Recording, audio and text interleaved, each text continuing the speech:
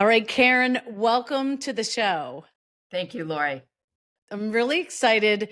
You guys have just kicked off this campaign to start March 23rd, which is a Sunday. It's called Share and Pair Sundays. And I was immediately drawn to it, as well as your Come Over October, which happened late fall last year, because I've always felt that wine is so much about connection. So tell me, what was your inspiration for the campaign and how did this all begin? Well, thank you. And yes, you're exactly right. It's a very simple idea on the one hand, and that is that wine and food bring us together. We have all had wonderful, I'm sure, experiences of sharing wine and food with friends, with family, sometimes even with strangers who then become friends because you've done it over wine and food. And sometimes when people hear about Share and Pair Sundays, they imagine, a very big sort of formal dinner. That's not what we mean at all. It could be standing in your kitchen, drinking Pinot Grigio and having potato chips and salami or something. Maybe not potato chips and salami. That was a bad idea. But you see what I mean. Yes. It's the being together part that is important. And wine, for 8,000 years, has played this role as a communal beverage, as a beverage that is meant to be shared. So, Share and Pair Sundays, the campaign, is a campaign my co founders and I, Kimberly Charles and Gino Colangelo, um, created last year in order because we wanted to create a campaign that we thought would be fun during spring. And of course, the idea of new life, new growth, all kinds of really fun foods crops start to ripen in the spring. And so Share and Pair Sundays is the sister campaign of Come Over October, which you mentioned earlier, which was the first campaign we launched last fall. I love it. And you're right. We're starting to feel here, at least on the East Coast, we're getting ready to come out of hibernation. It gets cold. It's dark, 5 o'clock. You don't want to go anywhere. You don't want to do anything. But now we can see the light at the end of the tunnel. And I love your idea. It doesn't have to be fancy, potato chips and champagne. Yay. I There mean, you go. if that's what you want to share, I love that. But if you are so motivated to make a meal or a dish or a potluck where everyone brings something, bring your favorite wine, bring your favorite food. I was just reading this great article in the Atlantic about how people don't have parties anymore. And there's this whole epidemic of loneliness and other things in our country. And maybe it's because, it's a lot to put on a party, but we put that pressure of making it perfect on ourselves when it could just be as easy as a bottle of wine you love and a cheese that you really dig and sharing that. And I love that you guys are enabling us, I guess, as the word to just kind of put it on the calendar because, we say, oh, I'm going to do that. I'm going to do that. But if we don't really pencil that in as a practice, like Italians used to do, right, with Sunday supper, here Right. you're giving us that opportunity. How would people best get involved if they love the sound of it? And I don't know why they wouldn't. How do they best get involved with Share and Pair Sundays? Well, we have a wonderful website, shareandpairsundays.com, where there are tools and tips, ideas for getting together. Although, I also think that many people, already know how to get together. We haven't been, in part maybe because of COVID, but you're right, social isolation. Any doctor will tell you that social isolation is not good for us. And so the simple act of inviting a friend, a neighbor, a colleague, a family member it could be just one other person, but to come over, share a glass of wine and something simple is remarkably joyful for all of us. Mm-hmm. There's we live because we are connected to nature through both food and wine. These are very profound joys for human beings and for the human spirit. And every time I have someone over, at first I'm thinking, oh my God, do I have napkins and, running around in the kitchen. But after about 5 minutes, when people are here, I think to myself, I should do this more often. It always feels good. And so we know that people will enjoy it. You just have to decide to do it. Right. And because the world is a little topsy-turvy right now, I think something like on Sunday afternoon, just having a friend or two over or a family member is really something we need to do. Yes. I love that. And I don't know if you're familiar with the term Sunday scaries, Yeah. but sometimes Sunday is that day that maybe some people dread, or you just kind of get anxiety of everything that needs to be done in the coming weeks. So I love this idea as a, early afternoon. You're not going to mess with getting up, late in the morning, but just to share conversation and wine. Right. And having done events over the country with wine, one of the things I notice, and I know you do the same, is that wine is such a great connector. And you could sit people down that have absolutely nothing in common, at least they think they don't. And while they may start out talking about the wine or the pairing, eventually they're talking about their kids, their hopes, their dreams, whatever it is that's important. And you realize we have more in common than we think. So I brought a pairing to the table.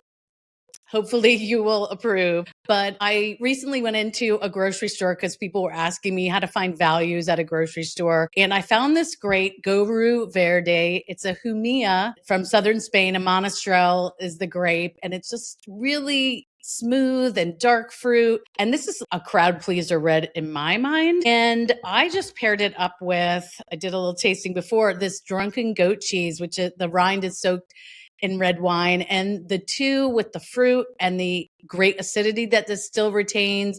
It's just a really fun pairing. And so $13.99, and it's organic. What about you? What would be a go-to pairing, easy pairing, if you just wanted to last minute have somebody over on a Sunday? I think about wine and food a little differently.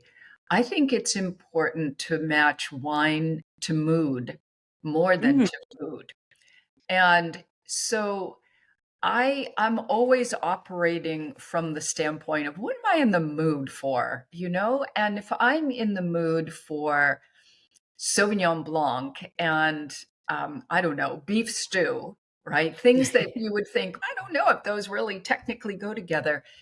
If you're in the mood for it, if that's what you feel like having, then I say go for it because by being without a doubt though, I mean you're right without a doubt that there are near perfect marriages of wine and food where 1 + 1 = 3 and we've all had those kinds of experiences, I think.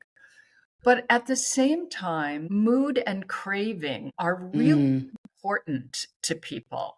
And I can't tell you the number of people, I live in Napa Valley, and I can't tell you the number of people who in the summer drink Chardonnay with steak. They're going to barbecue a steak outside and they're going to drink Chardonnay, which I think is perfectly fine. First yeah, of all, Chardonnay is a pretty big kind of wine anyway, but what they're in the mood for. So I think it's important for us to recognize that. So yeah. what would I be in the mood for? I'm always in the mood for anything with bubbles in it. And in fact, a minute ago, I was for coq au vin, the traditional French stew of chicken. Actually, they used to use hens in France in the old days, but chicken, in a kind of stew. It's almost like beef stew, but only with chicken. And I thought, that sounds so great. I think I'm gonna, and it's kind of one of those recipes where it doesn't matter if you put in, you threw in, I don't know, 2 teaspoons of oregano versus 1 teaspoon. It's very forgiving. It's not like baking. I love dishes like that. And I thought, I am in the mood for coq au vin and like a California sparkling wine. That is what I'm going to have tonight. So, Love but that.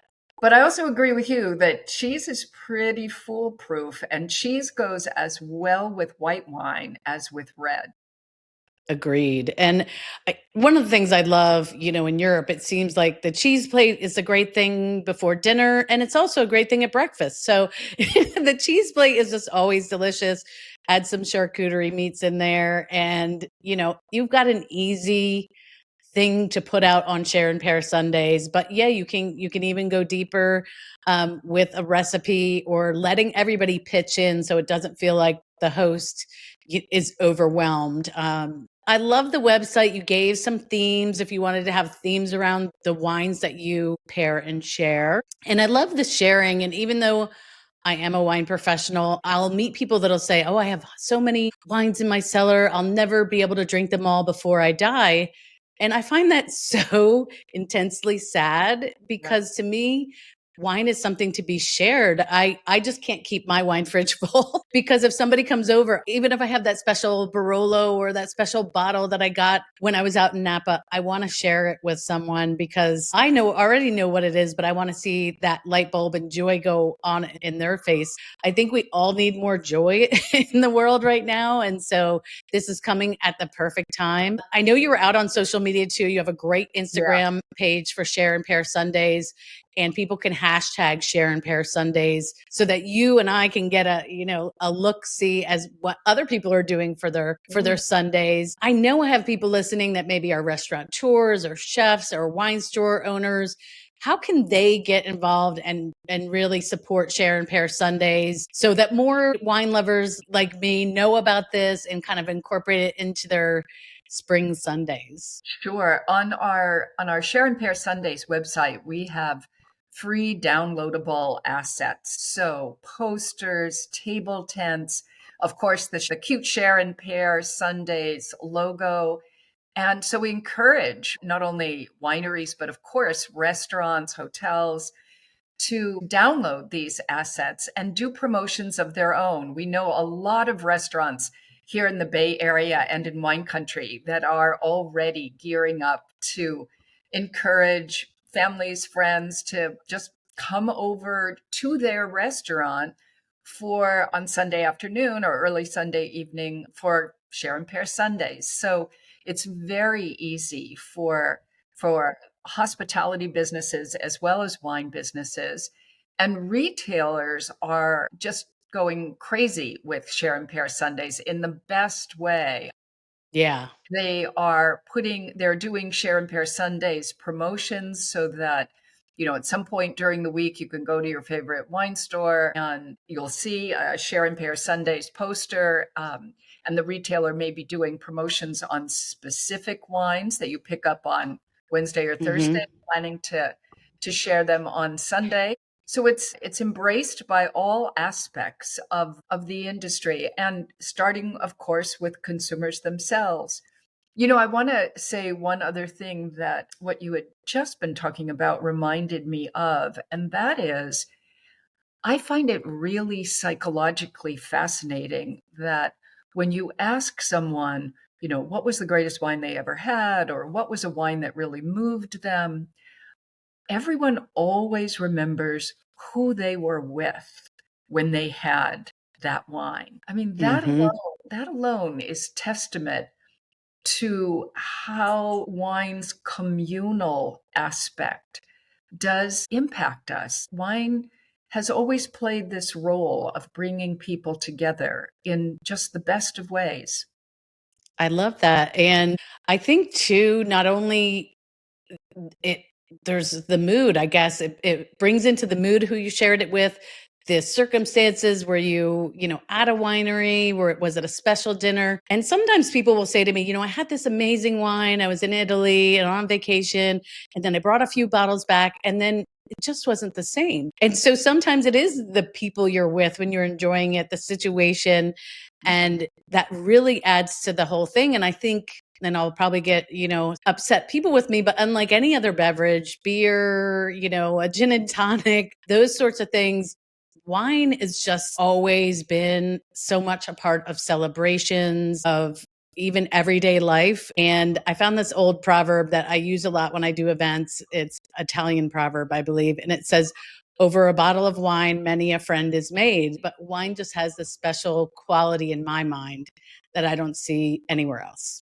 And that is precisely why wine was and is the beverage of Judeo Christian religions. It was wine's almost mystical ability to bring people together, to make them feel goodwill toward one another, that made wine sort of the ideal beverage of both Christianity and Judaism. So, we sometimes forget, I think, that wine has this long and important history as in which it's played this communal role and in many cases, very spiritual role. Absolutely. And that's one of the things I love about your book, The Wine Bible. Not only are you getting like every region and grape and you're going through the breadth, but there's also some of that history and geography. Wine just connects to everything. And that's what makes it exciting to me. Put on this campaign, Share and Pair Sundays. I think it's going to hopefully get more people together, enjoying a great glass of wine, enjoying community and food. And is there anything else you want people to know or think about as they're going forward in their Share and Pair Sundays? Yes, I'd love, as you mentioned, our Instagram is at Share and Pair Sundays. And we'd love to see photos of what you do. So jump on Instagram and show us what you're doing on Share and Pair Sundays. And, we'll repost that. And we'd love to see both restaurants and kitchens and dining rooms all over the country celebrating the simple act of being together. Karen, thank you so much for coming on The Sipping Point. I'll be posting my Share and Pair Sundays, and I can't wait to see yours. Thank you, Laurie. Lovely to All speak right. with you. Thank you. Cheers. Cheers.